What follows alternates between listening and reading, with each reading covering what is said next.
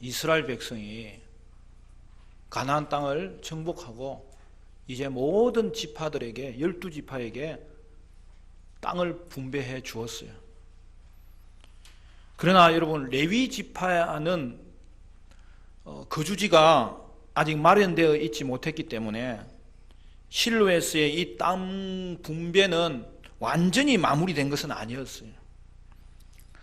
이에 이스라엘 백성은 자신들의 성읍 중에서 레위인들이 거주할 성읍과 그들이 가축을 키울 수는 있는 그에 따른 목초지를 제공하면서 여호와의 명령을 따라 이제 레위 지파가 48개 성읍과 그에 따른 목초지를 얻게 되는 것이고, 이로써 약속의 땅에서의 분배가 끝이 나는 거예요.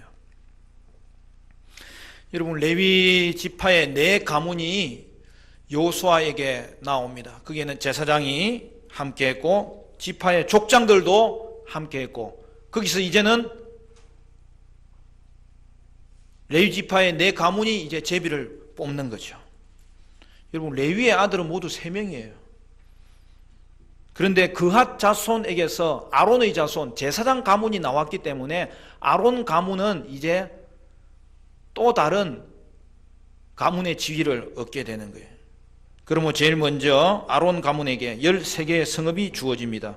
이는 유다와 시므온, 베냐민 지파의 땅에서 얻은 성읍들과 목초지였습니다. 다음으로 그핫 가문에게 10개의 성읍이 주어집니다. 민수기에서는 고핫 자손이라고 그랬잖아요. 우리가 성경을 볼 때 어떤 부분은 고핫, 어떤 부분은 그핫 하니까 조금 헷갈려요. 그런데 단어는 동일해요. 그러니까 성경 원문에는 단어가 그핫이에요. 그러니까 고핫으로도 번역하고 그핫으로도 번역한 것은 동일한 단어를 다르게 번역한 거죠. 따라서 일관성 있게 원문을 따라 그핫으로 통일하는 게 나은 거죠. 그핫 가문은 원래는 레위의 둘째 아들이었지만 그곳에서 아론의 제사장 가문이 일어남으로 말미암아 가장 중요한 가문의 지위를 얻어요. 그래서 먼저는 아론 가문이 성읍을 지정받고 그 다음에는 곧이어서 그핫 가문이 제일 먼저 땅을 지정받는 것입니다.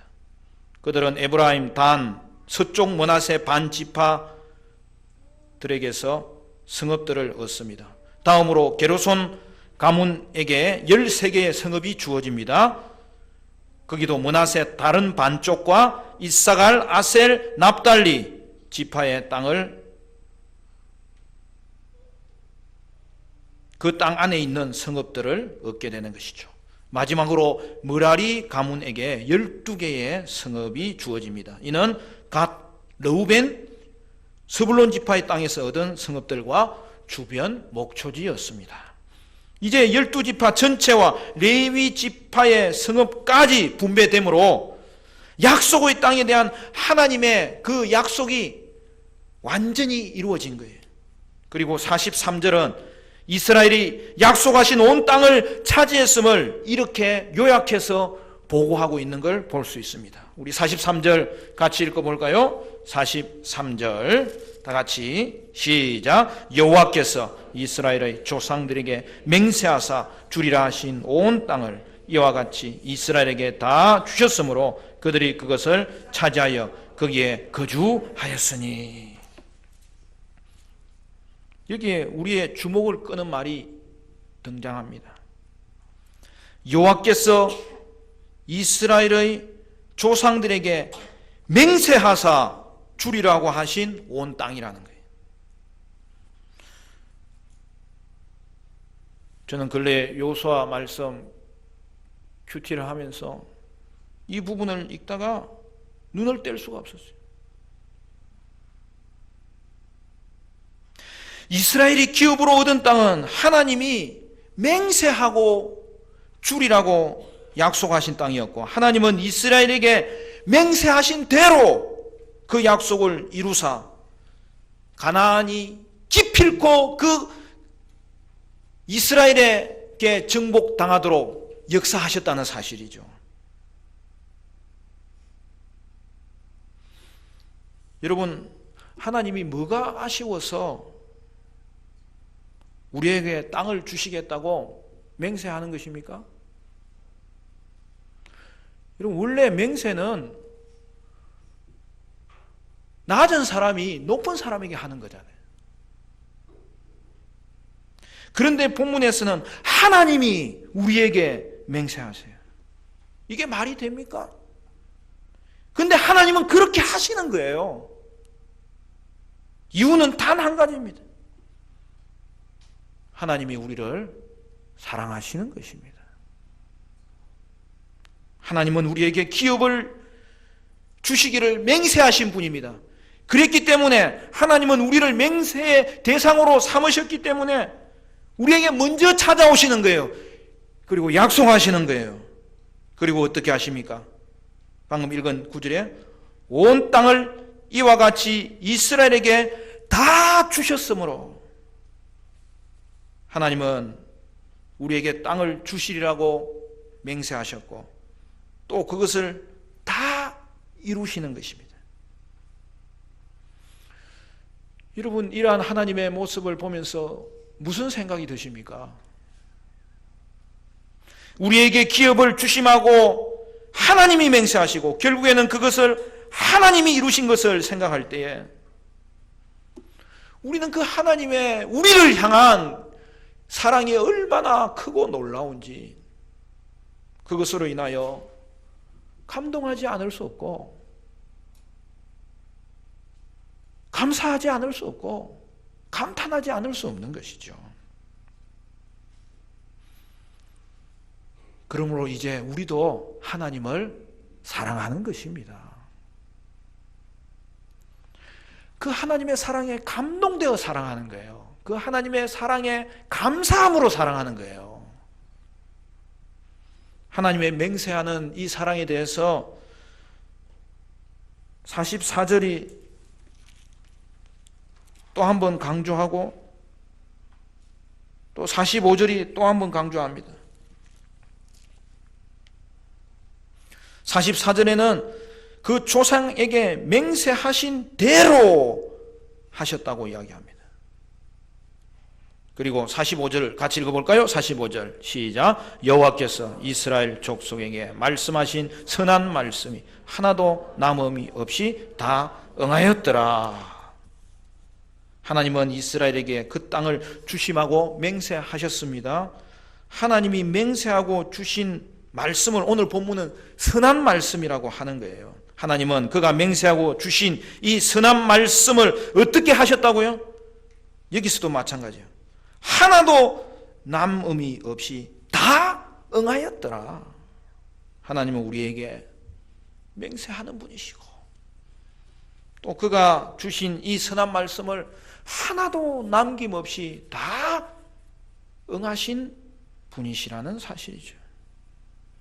우리는 이것을 확인할 때마다 알게 되는 게 뭐예요? 하나님이 우리를 어떤 존재로 대하시는지를 아는 거예요. 하나님은 여러분을 그렇게 사랑하시고 그렇게 존귀한 대상으로 여기신다는 거죠. 프란시스 첸 목사님이 쓴 책이 여러 권 있는데 그 중에 책 제목이 좀 특이해요. 크레이지 러브예요.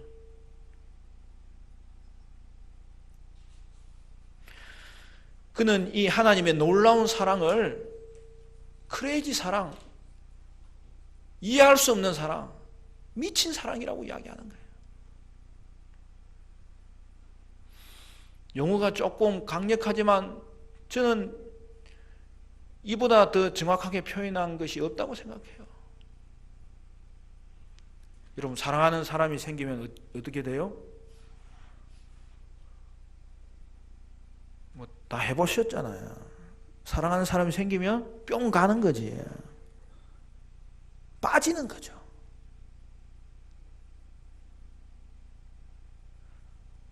하나님이 우리를 향하여서 사랑에 빠졌어. 그 사랑으로 우리에게 다가오셨다는 거죠. 그러므로 우리의 하나님에 대한 사랑도 어떤 사랑이에요? 그 사랑에 빠져서 주님께 나아가는 거죠. 여러분을 향한 하나님의 사랑은 그냥 사랑하는 정도가 아니에요. 크레이지 사랑이에요. 그러므로 우리를 향한 크레이지 사랑을 알 때에 우리는 다시 일어설 수 있습니다. 우리는 다시 시작할 수 있습니다. 우리는 변화될 수가 있습니다. 회복될 수가 있는 거예요.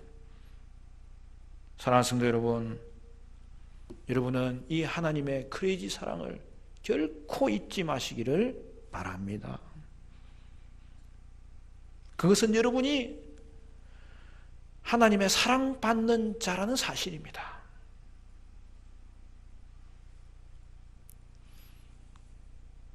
저를 왜 목사로 이 자리에 세우느냐? 그 하나님 사랑 전하라고 세운 거예요. 그리고 여러분을 이 세상 가운데 왜 세우셨느냐? 내가 그 하나님 사랑 받는 자라고 세운 거예요. 이러한 하나님의 사랑이 최종적으로 어디에서 나타난 것입니까? 사도 바울의 고백이 이것입니다. 로마서 5장 8절 말씀에 우리가 아직 죄인 되었을 때에 그리스도께서 우리를 위하여 죽으심으로 하나님에 대한 우리의 사랑을 확정하셨느니라. 예수님께서 우리 위해 십자가에 죽으심으로 우리에 대한 하나님의 사랑을 다시 한번 최종적으로 만천하에 드러내셨다는 것이죠. 그러면 우리는 어떻게 해야 합니까? 이 사랑을 알고 우리에게 변화가 아무렇지 않게 일어나지 않을 수 있겠습니까? 하나님에 대한 우리의 사랑도 크레이지 사랑인 거죠. 어떤 선교사님과 대화하다가 선교사님 어떻게 선교에 헌신하게 되었습니까? 그렇게 물었더니 그분이 자기는 헌신하지 않는데요. 그러면서 하는 말이 자기는 하나님의 사랑을 알고부터 불붙는 그 사랑을 경험하고 나서는 자신도 마음에 불붙는 사랑이 생겼는데 이제 하나님께 헌신하고 싶은데 헌신이라는 단어로 모자라더라는 거예요. 그냥 하나님께 단순히 나를 바치는 정도가 아니라 좀 다른 말이 없을까 생각하는데 어느 날 투신이란 말이 그렇게 다가오더라는 거예요. 그래서 목사님, 저는 하나님께 헌신하는 게 아니라 투신하고 싶어요. 사랑하는 성도 여러분, 하나님을 향한 투신하는 사랑은 선교사님들만 하는 것이 아니고 목사님들만 하는 것이 아니고 어느 특정한 은사를 가진 사람들만 하는 것이 아닙니다. 우리 모두가 우리를 향한 그 불붙는 사랑을 알기 때문에 우리 속에도 불이 붙어서 우리도 하나님을 뜨겁게 사랑하는 것, 그게 신앙생활이에요.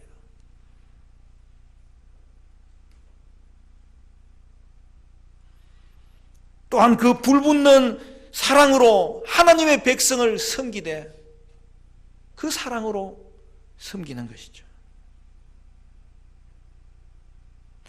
그러므로 여러분, 하나님을 향한 우리의 사랑은 단지 그 하나님의 사랑을 갖기 위해서 사랑하는 게 아니에요. 하나님의 사랑을 어떻게 갚을 수 있어요? 못 갚아요. 그러면 우리의 사랑은 어떻게 해야 되는 것입니까? 그 하나님의 사랑에 감동하여서 사랑하고 그 하나님의 사랑에 감사하여서 사랑하고 그 하나님의 사랑을 확인할 때마다 그를 찬양하면서 사랑하는 것, 그것이 오늘 우리 그리스도인의 삶의 모습이라는 거죠. 그런데 우리가 하나님을 어떻게 적당하게 섬길 수 있겠습니까?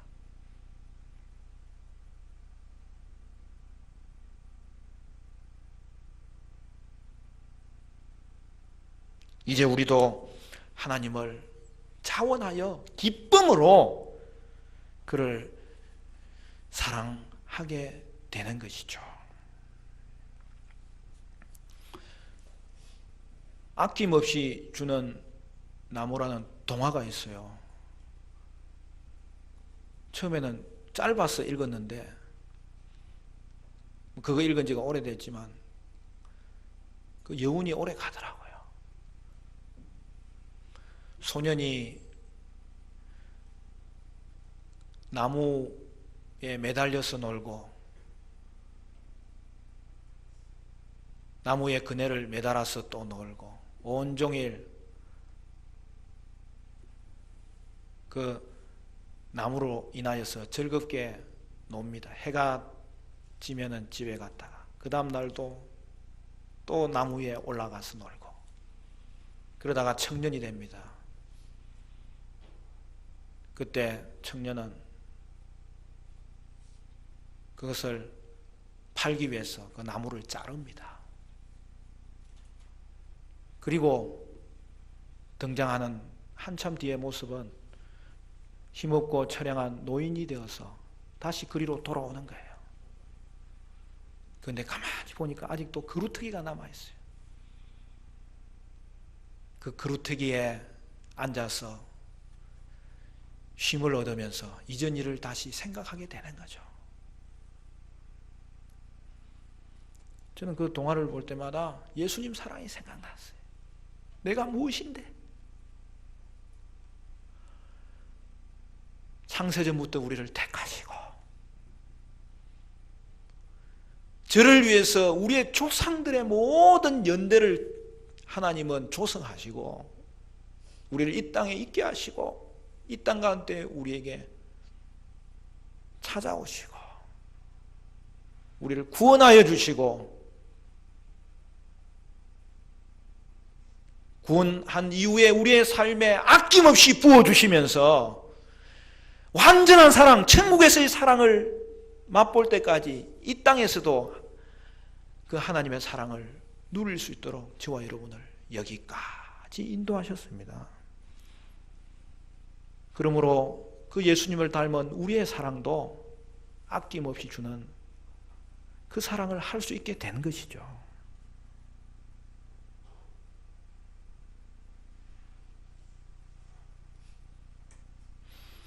하나님의 사랑은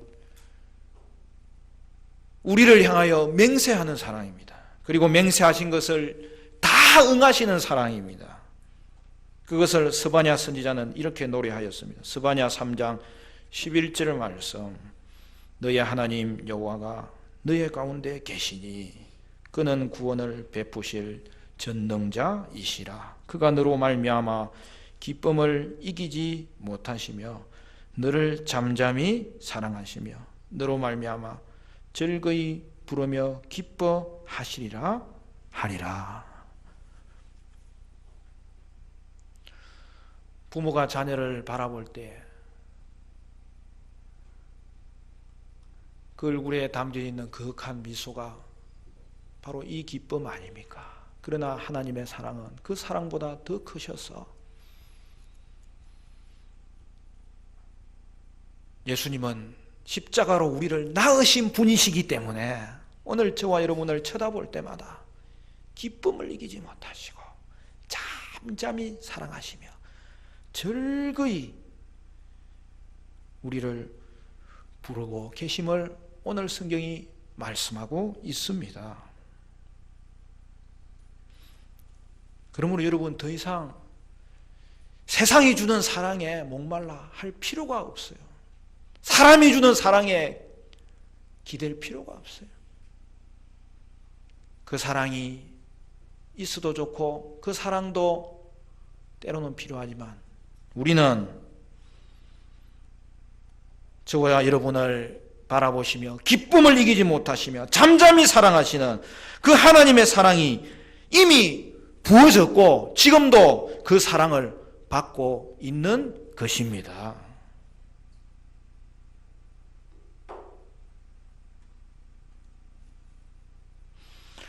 여러분은 누가 뭐라 해도 하나님의 사랑받는 자녀입니다. 저는 이 스가랴 말씀을 들을 때에 많이 쑥스러웠어요. 하나님, 나는 자격이 없어요. 처음 예수 믿을 때는 뭔가 좀 거창했어요. 회개하며 울고 불고 콧물 눈물 다 빼고 하나님 살려달라고. 나의 죄악을 봤을 때에 한없이 절망했지만 그 가운데 하나님이 빛을 비춰주셔서 주님 바라보게 하시고 그 주님 바라보니까 순식간에 내 죄는 사해지고 내 안에 안식이 찾아와서 그렇게 기뻤는데, 예수 믿고 나서도 하나님께 송구한 것이 너무 많고 연약한 것이 너무 많고 범죄한 것이 너무 많은 것을 생각할 때마다 하나님 지금도 나를 사랑하십니까? 이 말씀을 들을 때마다 쑥스러웠어요. 여러분 그 찬양도 있잖아요. 당신은 사랑받기 위해 태어난 사람. 여러분 저는 그 찬양 누가 이렇게 해주면 그것도 부끄러웠어요. 그런데 이 한 가지 사실은 분명한 거예요. 사랑받기 위해서 태어난 것은 가장 먼저 하나님의 사랑을 받는 자라는 사실이고, 오늘 하나님의 이 크레이지 사랑은 너무나 분명하고 놀랍고 오늘 저와 여러분을 향하여 지금도 부어지고 있는 사랑이기 때문에 저와 여러분은 하나님의 사랑받는 자인 줄로 믿으시기를 바랍니다. 그래도 아닐걸 그러지 마세요, 여러분. 이제는 하나님의 이 불붙는 사랑, 그것을 여러분 확인하셔야 됩니다. 그리고 이제는 그 사랑에 감동되셔야 됩니다. 그리고 그 사랑을 인정하셔야 됩니다. 그리고 이제 나도 그 하나님 사랑하는 자로 설 수 있어야 됩니다. 이제 우리에게 남은 고백은 한 가지만 남는 거예요. 하나님, 이제 나도 하나님을 미친 듯 사랑하고 싶습니다. 적당한 사랑에서 벗어나게 하시고 하나님을 향한 불붙는 사랑으로 사랑하고 싶습니다. 하나님을 향한 아낌없는 사랑을 하고 싶습니다. 그렇게 아낌없이 하나님을 사랑하며 또한 그렇게 아낌없이 형제자매를 사랑하고 싶습니다. 여러분 그 은혜가 있게 되시기를 바랍니다. 하나님이 우리에게 깨닫게 해주신 그 첫사랑은 우리 평생의 영원한 사랑인 거죠. 오늘도 저와 여러분은, 아니 우리의 평생이 여러분 한 사람 한 사람을 향한 하나님의 이 뜨거운 사랑이 다가오면서 여러분의 마음을 흔들고 여러분의 믿음을 굳게 세우고, 그리하여 나도 그 사랑으로 하나님을 사랑하고 그 사랑으로 이웃을 사랑하고 그 사랑으로 내가 변화되고 그 사랑으로 이 땅 믿음으로 전진하며 주께 영광을 돌리는 사랑의 행진이 있게 되시기를 주님의 이름으로 간절히 축원합니다.